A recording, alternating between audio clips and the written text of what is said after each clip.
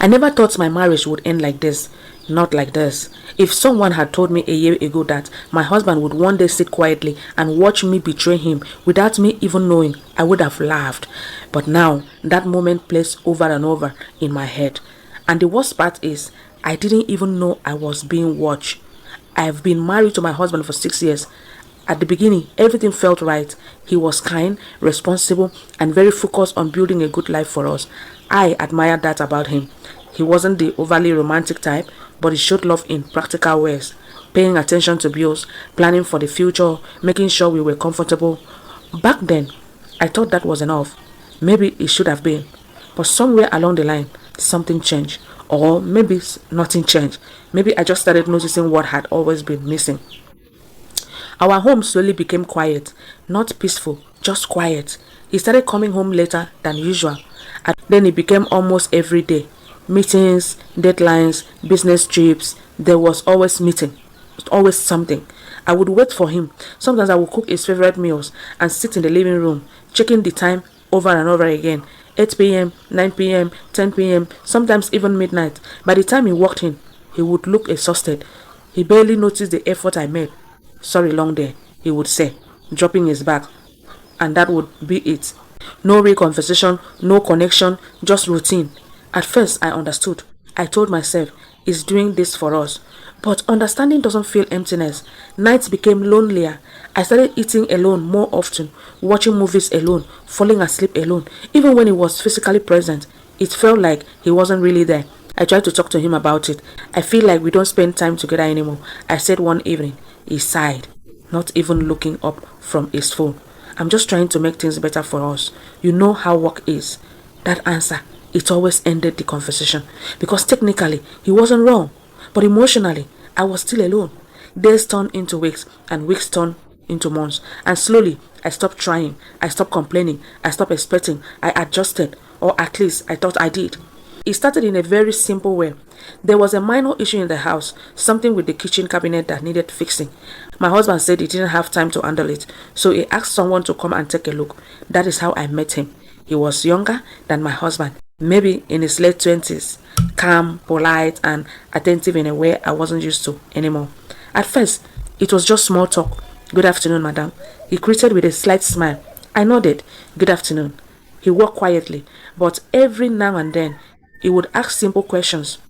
Is this how you want it fixed? Should I adjust it this way? Nothing special, nothing out of the ordinary. But there was something about the way he spoke. He looked at me when he talked. He listened. It felt different. I didn't think much of it at the time. But when he finished, he said something that stayed with me longer than I expected. You have a very calm home, he said. I gave a small smile. Yes, it's usually very quiet. He nodded slowly, as if he understood something I didn't say. That moment was brief, but it lingered. A few days later, there was another issue. This time, with the water system. My husband didn't hesitate. Just call that same guy, he said casually. He did a good job.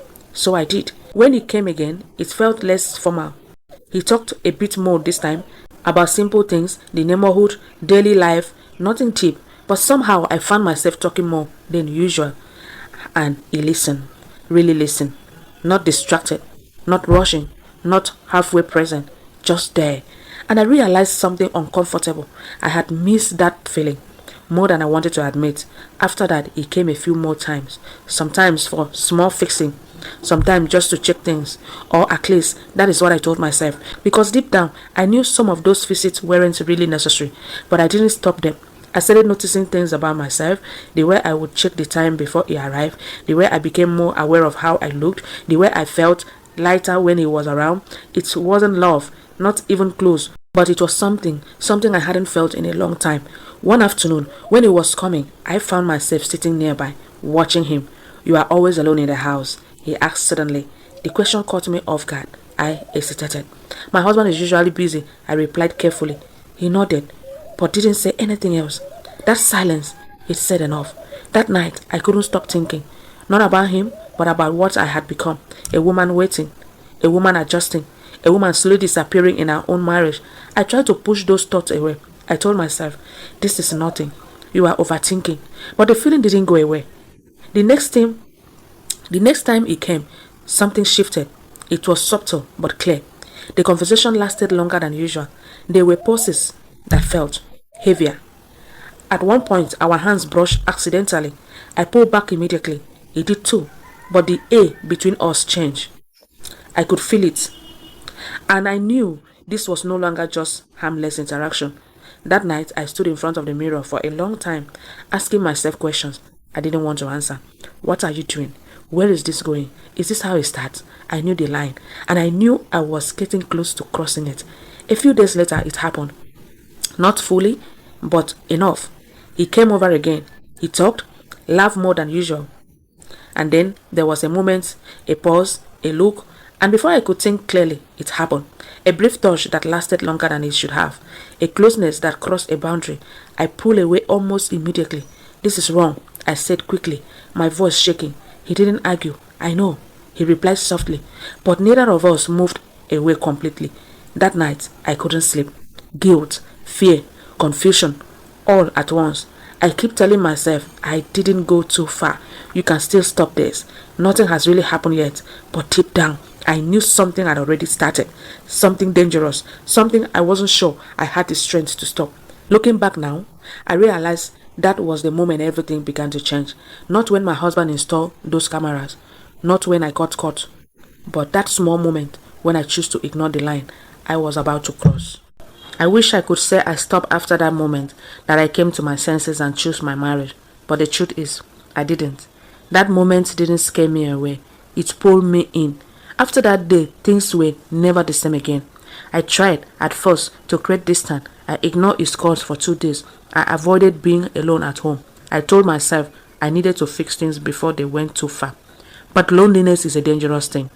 It doesn't shout, it whispers. And those whispers became louder every time I sat alone in that quiet house. Every time my husband walked in late without even asking how my day went. Every time I felt invisible in my own life. So when his message came again, "Are you okay?" I replied. That was all it took. From the moment, everything became easier and more dangerous. We started talking regularly. At first, it was still harmless. How was your day? Did you eat? Hope you are okay. Simple things. But those simple things were exactly what I had been missing.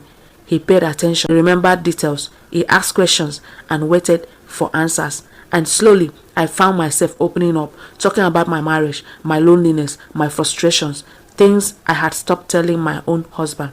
I knew it was wrong. There were moments when I would stay at my phone and feel a wave of guilt. You shouldn't be doing this. This is how it starts. But then another voice would answer. At least someone cares. At least someone sees you. And that second voice was louder. It didn't take long before we crossed the line again. This time, there was no hesitation, no pretending it was accidental. It was intentional. And that made it worse. The first time it happened, my heart was racing so fast, I thought I would panic. I kept thinking, what if someone finds out? What if this destroys everything? But at the same time, there was something else. Something I hadn't felt in years. Attention, warmth, connection. And in that moment, I chose to focus on that instead of the consequences. After that, things moved quickly, too quickly. We started seeing each other more often. Sometimes it was just conversations. Sometimes it became more. Each time I told myself, this is the last time. But it never was. At home, I became someone else. Calm, normal, careful. I played my role perfectly. I cooked, I smiled. I asked my husband about his day. There were moments that should have warned me. Some things I ignored. One evening, I noticed him looking at me for a little longer than usual. Not in a loving way, but like he was observing something. You have been quiet lately, he said. I forced a smile. Just tired. He nodded slowly. That was it. No questions, no argument, just that quiet He stayed with me longer than I expected. Another time he came home earlier than usual. I wasn't doing anything wrong at that moment, but my heart still jumped. You are home early, I said quickly. Yeah, he replied casually. Plans changed. His eyes scanned the room briefly. It felt normal, but something about it made me uneasy. Then there was the day he mentioned security. I have been thinking of upgrading some things in the house, he said while eating. Security-wise, I barely paid attention. That is good, I replied casually. He nodded. I will handle it. And that was the end of that conversation. Or so I thought. Looking back now, that was the moment I should have asked more questions. But I didn't because I was too distracted. Too deep into something I was trying not to fully acknowledge. As weeks passed, I became more comfortable, more careless. The fear that once made me cautious started fading. I convinced myself I had control, that I knew how to manage both sides of my life, my marriage and my secret. Then one day, everything shifted. It was a normal morning. My husband got ready for work as usual. I might be late today, he said, adjusting his watch. Okay, I replied. He picked up his keys, then paused for a second. I may not come back tonight. There is something I need to handle. That wasn't unusual. He had said similar things before, so I didn't question it. All right, I said calmly. He looked at me just for a second longer than necessary, then he left. That day felt different. I don't know why. Maybe it was instinct, maybe it was guilt, or maybe something in me already knew. But I ignored that feeling. Later that afternoon, I made a decision that now feels like the exact moment everything collapsed. I called him, the other man. Can you come over? I asked. There was a brief pause. Are you sure? He asked. Yes, I said. I'm alone. When he arrived, everything felt easier than it should have. Too easy. There was no fear, no hesitation, just comfort. And that comfort made me forget everything else. We laughed, talked, and slowly the distance disappeared again. At some point, I remember thinking, this is dangerous, but I didn't stop. Hours passed without me noticing. The house felt quiet, safe, hidden from the world, like nothing outside it existed. Like there was no consequences waiting. I didn't even imagine that at that exact moment, someone else was watching. I thought I was alone. I thought I was safe. I had no idea that every moment was already being seen. The scariest part of what happened wasn't getting caught. It was realizing he had been watching me for a long time, and I had no idea. That evening felt normal, too normal. After he left, I went about my routine like nothing had happened. I cleaned up the house, adjusted things back to how they were, checked my phone, deleted messages, cleared call logs. Everything I had learned to do, I did perfectly. Or at least I thought I did. I even stood in the middle of the living room at some point, looking around. Everything looked untouched, calm, safe. I remember taking a deep breath and telling myself, you are fine. Nothing happened. My husband didn't come home that night, just like he said. And strangely, that made me relax even more. The next morning, he sent a simple message. I will be back later today. No emojis, no extra words, just that. When he finally walked in that evening, something felt off. Not loud, not obvious, just different. He greeted me like he always did. Hi, welcome back, I replied. He placed his back down, looked around briefly, then sat quietly. No complaints, no questions, no tension, just silence. That silence was heavier than any argument. We ate dinner together that night, or at least we sat at the table. He barely touched his food. I tried to act normal. How was your trip? I asked. It was fine, he replied. Short, control. Then he looked at me, not with anger, not with love, just a calm, unreadable expression. And that was when I felt it. That cold wave of fear. After dinner, he stood up and said, come. My heart skipped. Where? I asked. Just come. He walked toward the living room. I followed slowly.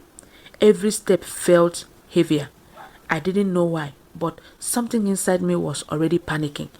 He picked up a small device from the table, a remote. Then he turned on the TV. At first, I thought nothing of it. Maybe he wanted to watch something. Maybe I was just overthinking, but then the screen changed. And what I saw made my entire body freeze. It was our living room, our house, our space, but from a different angle, a high angle, like someone was watching from above. What is this? I asked quietly. He didn't answer. Then the video started playing. At first, it was just normal footage. Me walking around the house, doing everyday things, nothing unusual. And then the moment came. The door opened and he walked in, the other man. My breath caught in my throat. No, I whispered. I couldn't move. I couldn't think. I just stood there watching myself, watching everything. Every conversation, every movement, every moment I thought was hidden was right there, clear, unavoidable. My knees felt weak. I turned to look at my husband. He was already looking at me, calm, still, silence. I, my voice broke. I can explain. Don't, he said it softly, but it cut deeper than anything else. I have seen enough. That sentence, it shattered something inside me. Tears filled my eyes immediately. I didn't mean for this to happen, I said, my voice shaking. I was going to stop. When? He asked, not angrily, not loudly, just asking. I had no answer. The silence that followed was unbearable. Then he spoke again. I installed the cameras weeks ago. My heart dropped even further. We had some security concerns, he continued. At least, that is what I told you. His eyes stayed on me. I didn't expect to see this. That hurt more than if he had shouted, because there was no anger, just disappointment. How long, he asked. I hesitated, and that hesitation told him everything. He nodded slowly. I see. I'm sorry, I said, breaking down completely. I was lonely. I didn't know how to handle it. I made a mistake. A mistake? He repeated, still calm. Yes, I said quickly. It didn't mean anything. That didn't mean anything. He interrupted, pointing at the screen. I couldn't speak, because deep down I knew that wasn't true. He took a deep breath, then sat down, like the weight of everything had finally hit him. I trusted you, he said quietly. That sentence, it hurt more than anything else. I never thought I would have to question you. I fell to the floor, crying. I'm sorry. I'm so sorry.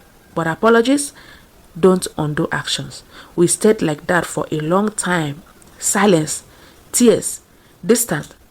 That night, he didn't sleep in the bedroom.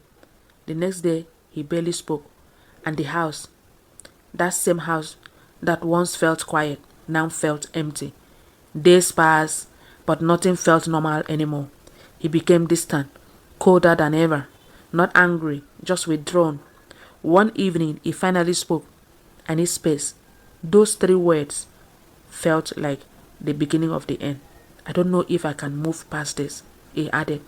I couldn't even respond because I understood. Now I sit in this same house, thinking about everything, every choice, every moment, every excuse I made for myself. Yes, I was lonely. Yes, I felt ignored. But did that justify what I did? Or did I destroy something that could have been fixed if I had chosen differently? Now everything is broken, and I don't know if it can ever be the same again. I keep asking myself, did I ruin my marriage? Or was it already falling apart before this? And now, what should I do? You have your own confession or situation. You can send it anonymously. Your story might be the next one I share.